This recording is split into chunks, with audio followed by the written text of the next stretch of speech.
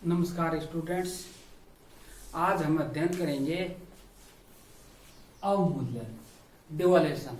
अवमूल्यन क्या होता है, क्यों किया जाता है, इसकी किए जाने की क्या शर्त है, भारत में अवमूल्यन कब किया गया और इनमें मूल्यह्रास और अवमूल्यन में क्या अंतर होता है, इस बारे में अध्ययन करेंगे। तो अवमूल्यन का अर्थ, मीनिंग क्या है अवमूल्यन? तो अवमूल्यन द्वारा देश की सरकार घरेलू मुद्रा की क्रय शक्ति को विदेशी मुद्रा की तुलना में घटा देती है। घरेलू मुद्रा की क्रय शक्ति को क्या हो जाता है? घरेलू मुद्रा की क्रय शक्ति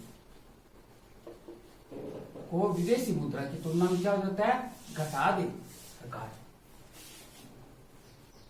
जिसके कारण क्या होते हैं, जो यहां वस्तु क्या हो जाएगी, सस्ती हो जाएगी, निर्यातों की विदेशी मुद्रा कम हो जाती है। क्योंकि निर्यातों की विदेशी मुद्रा, निर्यात वाले जो दूसरे देश वाले मंगाएंगे तो यहाँ की जो वस्तुएं वो सस्ती हो जाती है और लोग मुद्रा की वस्तुओं की मांग क्या करते हैं, ज्यादा करते हैं। इससे क्या होता है, निर्यातों की मांग बढ़ती है। निर्यात क्या होते हैं? प्रोत्साहित होते हैं अपने देश के निर्यात है, क्योंकि अगर वस्तु सस्ती हो जाएगी तो लोग ज्यादा खरीदेंगे। निर्यात प्रोत्साहित होते हैं और व्यापार की शर्तों में सुधार होता है। अर्थात अवमूल्यन क्या है? मुद्रा के बाह्य मूल्य में कमी। बाह्य में कमी हो गई, सरकार क्या करती है? जानबूझकर करती है। मुद्रा के बाह्य मूल्य में कमी सरकार जानबूझकर करती है। और अवमूल्यन में क्या होता है? आंतरिक कीमतें क्या हो जाती है? बढ़ती है। आंतरिक कीमतें बढ़ती है, घरेलू मुद्रा की क्रय शक्ति घट जाती है, शक्ति घट जाती है। ठीक है। भारतीय रुपये का अवमूल्यन कितने बार किया गया है अब तक? 3 बार किया गया है। 1949 प्रथम बार 1949 ईस्वी में, सेकंड बार 1966 ईस्वी में और थर्ड बार 1991 ईस्वी। 3 बार किया गया है अवमूल्यन।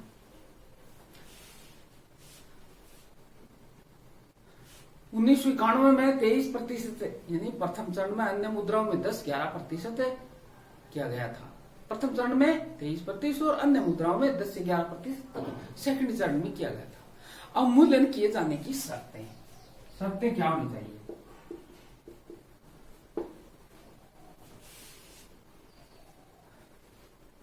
तो पहली शर्त है, आयात व निर्यात के लिए मांग लोचपूर्ण होनी चाहिए। आयात व निर्यात के लिए मांग लोचपूर्ण होनी चाहिए,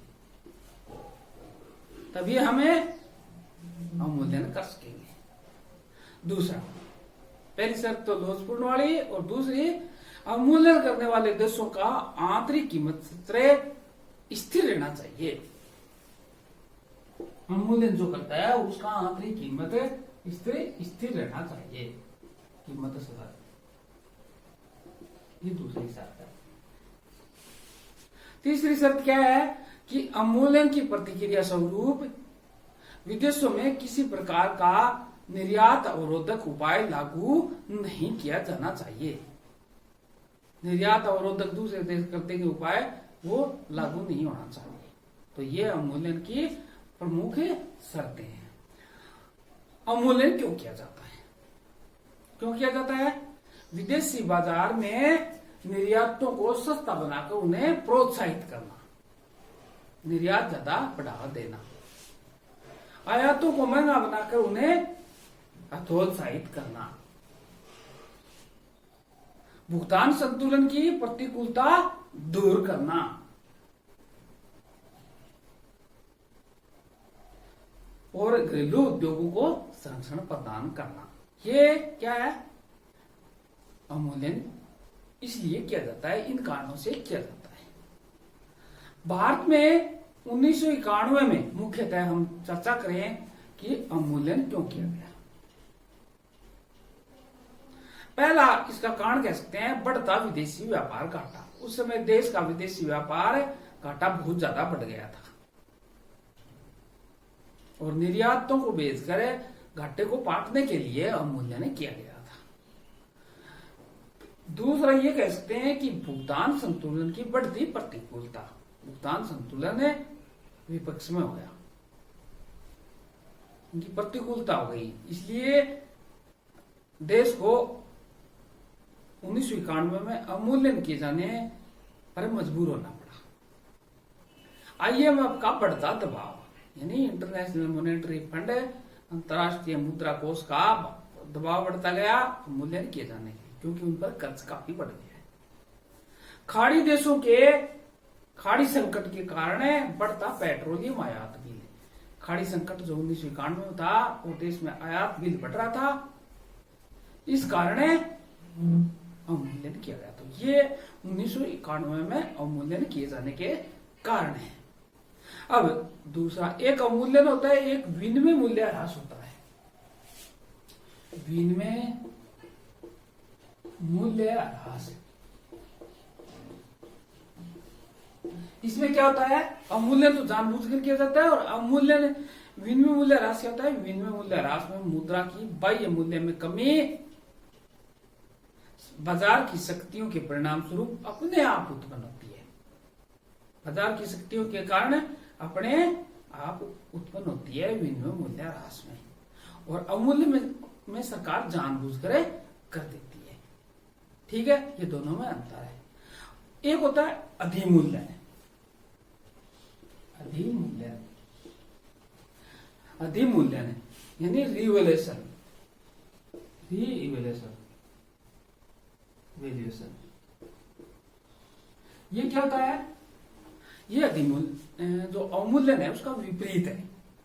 जब एक देश में अपनी मुद्रा की कीमत अन्य मुद्राओं के संदर्भ में बढ़ा देता है, उसमें क्या था, घटा देता है अवमूल्यन में, और इसमें बढ़ा देता है, उसे अधिमूल्यन कहते हैं। तो इसका विपरीत हो गया।